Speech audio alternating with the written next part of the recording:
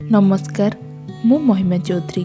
आज मु सत्य घटना उपरे आधारित कहानी से भी आम परी मनीषर द्वितीय भाग को लेकिन आसी।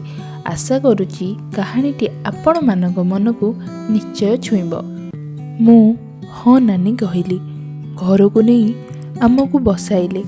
तांको स्वामी को चिल्लई कहले, जा माँ को पाई थंडा नहीं आस। मु मना कली, अरे थंडा नहीं नहीं, कौन हम पेटरे टिकिए भी जगह नहीं। सबू घरे थंडा सरबत पी पी आसीछु, तमे खरारे आसीछ, टिकिए बसी पड़। से मो कथा न शुणी साइकेल नहीं बाहरी गले।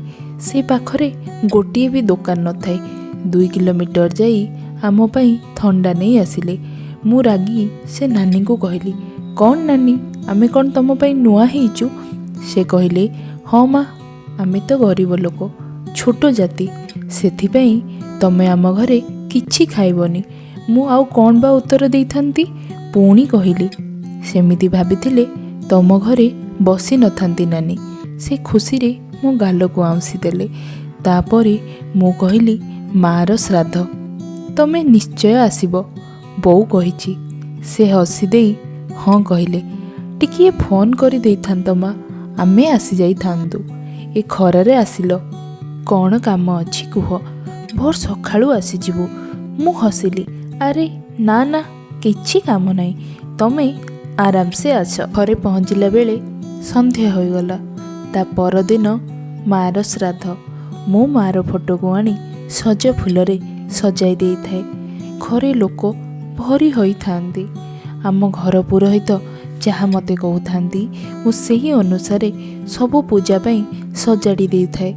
से भितरे बोउ कहिला, देख से माने आसिलेनी, दांडटारे ठिया होइछंती, तांकु डाकी नेई घरे बसा। मु धाई उठीगली, डाकिली, नानी आसिलनी, आस घर को आस, जलखिया करिब। से हसी देई कहिले, पखाळ खाई आसीछि माँ। मु किंतु टाणी नेई तांको हातरे जलखिया धराई देली। से खाइला परे तांको खाइबा पत्र उठाइबा को जाउथाए। से मो हातरू पत्र टाणी नेले, कहिले, माँ तमे ब्राह्मण लोक, आम अइंठा उठाउच, छाड़ मु नहीं जीवी। से हाथ धोइला परे घरर गोटिए कणरे बसी रहिले। मु पुणी आसिली, अरे नानी तळे कौन बसुच, चेयर रे बस। से कहले, नाही माँ, बड़ लोक सबू घरे बसिछंती। मु कहली, आस बोउ पाखକୁ ଯିବା। से पुणी कहले, नाही माँ, तम घरे सबू कुणिया अछंती, पुरोहित घरे बसिछंती, भूलरे जदि छुईदेले सबू रागिबे, आमे एइठे बसिछु। मु पुणी कहली, कौन नानी, आमे कौन केबे सेमिति कहिछु? तमे आस बोउ पाखକୁ ଯିବା। केही जणे पछरु कहले, आरे रिंकी, एमानंकु काहे आनिलु? श्राद्ध पाई परा रोसेई हेउची, एमानंकु दांडरे नहीं बसा। मते भारी कष्ट ହେଲା। मु रागिकी पछकु बुली चाहिली, किंतु किछि कहि पारिलिनी। सेमाने मुंड तळकु करी धीरे से दांडकु चली गले। मते भारी खराब लागिला। काम व्यस्ततारे मु किछि समय परे पुणी सेमानंक पाखकु गली। नानी, भोजी आरंभ हो गला, चलो खाइबा। से कहले, माँ सबू बड़ लोक खाआंतु, आमे पछरे खाइबु। मु कहली, नाही नाही, चलो मु तम सह ही खाइबी। से खुशी रे हसीदेले। मो भाई को दूररू मु चाहिली।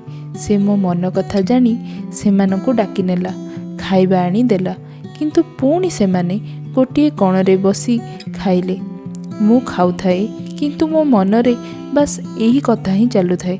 खाइसारी सेमाने पुणी कोणटारे बसी रहिले। बाबा बोउ श्राद्ध कर्म सारी सेमानंकु पुणी घर को डाकिले। संध्या हो जाउथाए। सेमाने जिबा पई बाहरिले।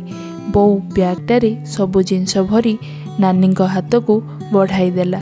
नुआ साड़ी खंडेटी बाहर करी नानी को देला। सेमानंक खुशी कहिले न सरे। मु भी कहली, नानी नमस्कार, रहिली। से कांदी देले, मो गाल को आउंसी देले, मुंडरे हाथ बुलाई कहिले, माँ तम बाहागर को आमे निश्चय आसीबु, सबू काम करिबु। मु भी कहली, हाँ କ'ଣ ପାଇଁ ନ ଆସିବ? ମୁଁ ଯାଇ ତମକୁ ଧରିକି ଆସିବି। ସେ ଚାଲିଗଲେ। ସେ ଗଲା ପରେ କିଛି ସମୟ ମୁଁ ଏକାରେ ବସିଲି। ସେଇ ସ୍ୱାମୀ ସ୍ତ୍ରୀ ଦୁଇ ଜଣଙ୍କ ମୁହଁ ମୋ ଆଖି ଆଗରେ ନାଚି ଉଠୁଥାଏ। ସେଦିନ ଏମିତି ଲାଗିଲା ଯେମିତି ଆଗରୁ ମୋ ମୁଣ୍ଡକୁ କିଏ ଏତିକି ସ୍ନେହରେ ଆଉଁସି ନଥିଲେ। ସତରେ ଏ ଦୁନିଆ ନା ଭାରି ନିଷ୍ଠୁର।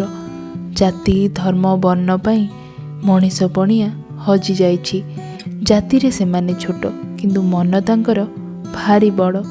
ବିନା ସ୍ୱାର୍ଥରେ ସେମାନେ ଭଲ ପାଇବା ଦେଇ ଜାଣନ୍ତି।